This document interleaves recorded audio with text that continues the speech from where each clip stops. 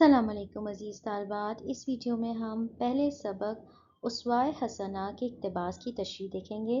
عزیز طالبات، یہ حسنہ نہیں ہے، حسنہ نہیں ہے، بلکہ حسنہ ہے کے اوپر اور سین کے اوپر زبر ہے۔ جس اقتباس کا ہم نے چناؤ کیا ہے وہ آپ کے سامنے ہے، اور اس ویڈیو کے آخر میں آپ کو یہ بھی دکھایا جائے گا کہ طریقہ کار کس طرح سے ہمیں کرنا ہے، پرچے میں اس کی پیشکش کس طرح سے ہونی چاہیے۔ پہلے اقتباس کی تشریح دیکھ لیجئے کہ جو اقتباس آپ کے سامنے ہے وہ ایک اہم اقتباس ہے، اور اس کو کرنے کا طریقہ کیا ہے۔ عزیز طالبات، جب آپ کے سامنے اقتباس آتا ہے تو سب سے پہلے اس کو بغور پڑھیے۔ پڑھنا ضروری ہے۔ کیا کرتے ہیں کہ ایک بار اس کو سرسری سی نگاہ ڈالتے ہیں اور لکھنا شروع کر دیتے ہیں، جس کی بنا پر ایک پیراگراف کے بعد پھر سوچتے ہیں کہ اب آگے کیا لکھیں، اور ان کے پاس الفاظ ختم ہو جاتے ہیں، آپ کے پاس الفاظ ختم ہو جاتے ہیں۔ تو سب سے پہلے جب آپ کو اس کو بغور پڑھنا ہے تو دیکھ لینا ہے کہ کون کون سے نکات تشریح طلب ہیں۔ جس طرح سے بیٹا آپ کو جو پرچے میں اقتباس دیا جاتا ہے، بورڈ کا کہنا یہ ہے کہ جس اقتباس کا چناؤ کیا جاتا ہے اس میں 3 سے 4 اہم نکات تشریح طلب ہوتے ہیں۔ تو آئیے دیکھتے ہیں۔ کسی کی کوئی بات بری معلوم ہوتی تو مجلس میں نام لے کر اس کا ذکر نہیں کرتے تھے، بلکہ صیغہ تعمیم۔ اب دیکھیے، صیغہ تعمیم آپ کا اہم نقطہ ہے۔ لوگ ایسا کرتے ہیں، لوگ ایسا کہتے ہیں، بعض لوگوں کی یہ عادت ہے۔ یہ طریقہ ابہام بھی آپ کے لیے ایسا نقطہ ہے کہ جس کو آپ واضح کریں گے، اور کسی کی ذلت نہ ہو، احساس غیرت میں کمی نہ آ جائے، اس چیز کے خیال رکھنے کی جو خوبی بیان کی گئی ہے اس پر بھی روشنی ڈالیں گے۔ آئیے تشریح دیکھتے ہیں۔ اکثر طلباء کہتے ہیں کہ کیا حوالہ لکھیں، کیا سیاق و سباق لکھیں، تو بیٹے یہ دونوں چیزیں نہیں لکھنی۔ البتہ کچھ اسباق کے، کچھ نظموں کے حوالہ جات جو اہم ہوں گے وہ لکھ لیجئے، اور اگر آپ ایک دو سطور میں مصنف کے حوالے سے کچھ لکھنا چاہتے ہیں تو آپ ضرور لکھ سکتے ہیں، لیکن اس کے کوئی نمبر نہیں ہے۔ اس اقتباس میں نبی کریم صلی اللہ علیہ وآلہ وسلم، عزیز طالبات صلی اللہ علیہ وآلہ وسلم مکمل لکھنا ہے، اس کی مشق کر لیجئے، اس کو درست لکھیے، کیونکہ آپ دیکھ سکتے ہیں کہ آپ کی درسی کتاب میں بھی اب مکمل لکھا جاتا ہے، اور یہ نام اتنا حسین ہے، اتنا خوبصورت ہے کہ اس کو لکھ کر تھکنا نہیں چاہیے، اور کم از کم ہمیں یہ نام تو لکھنا آنا چاہیے۔ تو آگے دیکھتے ہیں کہ اخلاق حسنہ، شفقت، حکمت اور اصلاح معاشرہ کے بہترین انداز کو بیان کیا گیا ہے۔ دیکھیے، جو ہم الفاظ کا انتخاب کر رہے ہیں وہ تمام اس پیراگراف میں سے لیے گئے ہیں۔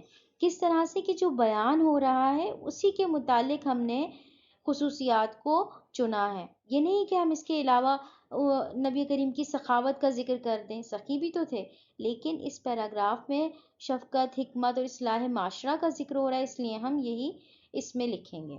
آپ اگر کسی شخص کی کوئی بات یا عادت ناپسند فرماتے تو مجلس میں اس کا نام لے کر اسے شرمندہ نہیں کرتے تھے۔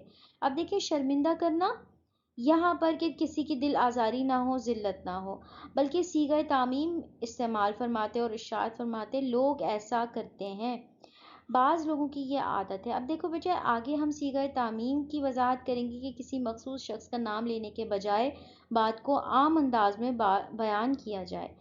آپ یہ انداز اس لیے اختیار فرماتے تھے کہ متعلقہ شخص کی عزت نفس مجروح نہ ہو، اسے سب کے سامنے شرمندگی محسوس نہ ہو، اور اس کے دل میں رنج، احساس کمتری یا ضد پیدا نہ ہو۔ دیکھیں، تینوں چیزیں، رنج، احساس کمتری یا ضد۔ اسی طرح آپ اصلاح بھی فرماتے اور مخاطب کی عزت نفس بھی محفوظ رکھتے تھے۔ دیکھیے بیٹے، عزت نفس کیا ہے کہ کسی کو احساس کمتری یا رنج نہ ہو۔ آپ کے اعلیٰ اخلاق کے بارے میں اللہ تعالیٰ قرآن مجید میں فرماتا ہے، اور بے شک آپ عظیم اخلاق پر فائز ہیں۔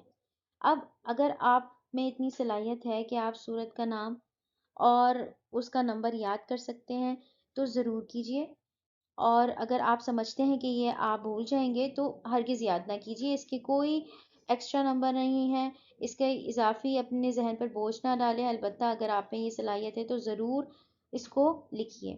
آگے دیکھتے ہیں کہ یہ آیت آپ کے، دیکھیں بہت ضروری پوائنٹ ہے، اس کو نظر انداز نہ کیجیے گا۔ کہ جب کوئی حوالہ دیتے ہیں تو اس حوالے کی وضاحت ساتھ دیتے ہیں. ایسا نہیں کہ بس حوالہ لکھ دیا، نہ اس کے اوپر کچھ لکھا نہ اس کے نیچے کچھ لکھا کہ آیا اس حوالے سے کیا ربط قائم ہوتا ہے. تو حوالے سے ربط ضرور قائم کیجیے، یا تو پہلے کر لیجیے یا بعد میں کر لیجیے. اس سے آپ کی تحریر میں ایک ربط رہتا ہے، تسلسل رہتا ہے، اور پڑھنے والے پر تاثر بہت خوبصورت پڑتا ہے. یہ آیت آپ صلی اللہ علیہ وآلہ وسلم کے بلند کردار اور بے مثال اخلاق کی واضح گواہی ہے. اسی طرح اللہ تعالیٰ فرماتا ہے، پس اللہ کی رحمت ہی سے آپ ان کے لیے نرم دل ہوئے. اب یہاں پر پھر ہم نے آیت لکھی ہے، اگر آپ کے لیے آسان ہے تو یاد کیجئے. اس آیت سے معلوم ہوتا ہے کہ نرمی، محبت اور حسن سلوک انسانوں کی اصلاح کے لیے نہایت مؤثر ذریعہ ہیں. عزیز طالبات، یہاں بتاتی چلوں کہ یہ اقتباس کی تشریح کسی گائیڈ بک سے نہیں لی گئی، کہیں سے کاپی پیسٹ نہیں ہے، تو آپ پلیز اس کو بغور دیکھیے کہ یہ وہی مواد ہے کہ جو آپ کو امتحانات میں اعلیٰ نمبر دلا سکتا ہے.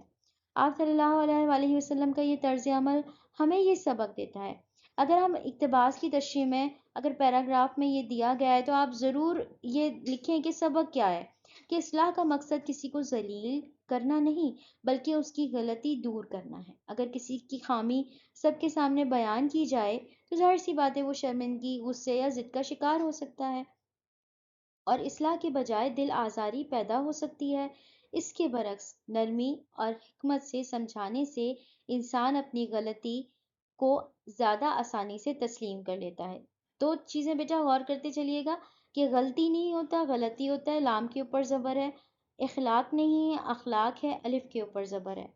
قرآن مجید میں اصلاح کا خوبصورت اصول بیان کیا گیا ہے. ٹھیک ہے، اب دیکھیں ہم نے ربط قائم کیا حوالے کے ساتھ کہ اپنے رب کی راہ کی طرف حکمت اور اچھی نصیحت کے ساتھ بلاؤ.